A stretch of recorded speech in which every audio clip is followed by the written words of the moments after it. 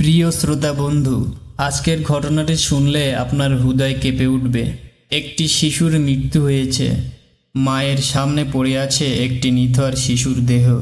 শিশুটার বুক আর ওঠানামা করছিল না। মায়ের ডাকেও সে চোখ খুলছিল না।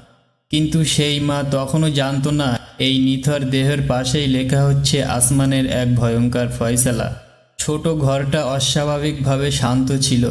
এমন এক শান্ত যেটা শব্দের অভাবে নয়, শ্বাসের অভাবে তৈরি হয়।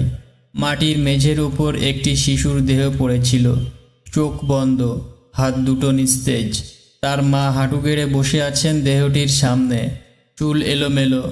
তিনি চিৎকার করছেন না, কাঁদছেন না, কারণ কিছু দুঃখ চোখের পানিরও উথেরব চলে যায়।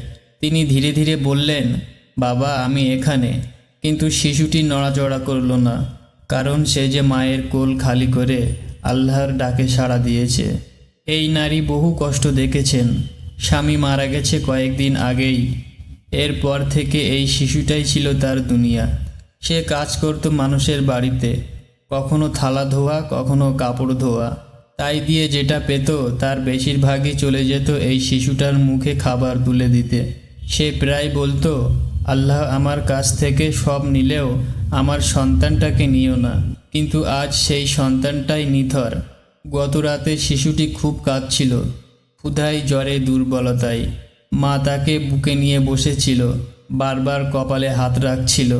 সে বলছিল, কাল সকালে ডাক্তার দেখাবো বাবা।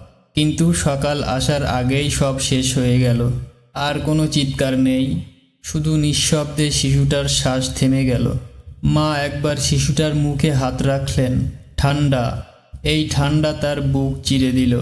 তিনি শিশুটাকে বুকে টেনে নিলেন, মুখ চেপে ধরে বললেন, একবার চোখ খোলো বাবা।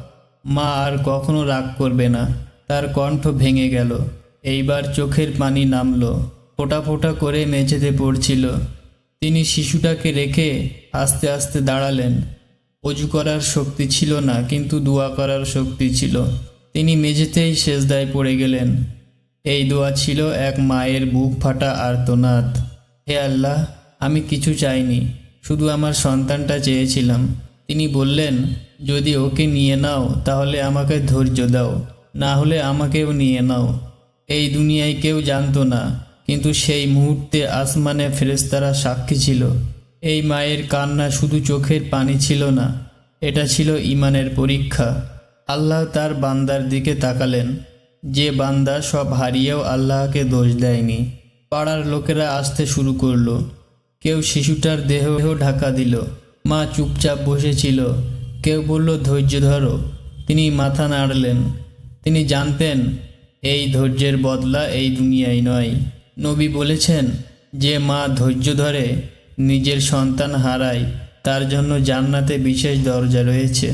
এই শিশু জান্নাতে তার মায়ের জন্য সুপারিশ করবে। কিছু দুঃখ আমাদের ভাঙার জন্য নয়, আমাদের উঁচু করার জন্য আসে। যে মা তার নিথর দেহের সামনে বসে আছে, সে কাল কিয়ামতের ময়দানে গর্ভ নিয়ে দাঁড়াবে। আজ যদি তোমার চোখে পানি থাকে, জানো আল্লাহ খুব কাছে আছেন। কিছু বিচ্ছেদ জান্নাতের দরজা খুলে দেয়। তো বন্ধুরা, এই ছিল আজকের গল্প, এখানেই শেষ। আল্লাহ তাআলা আমাদের সবাইকে যেন ধৈর্য ও ঈমানের পথে চলার তৌফিক দান করেন। আমরা সকলেই বলি আমিন।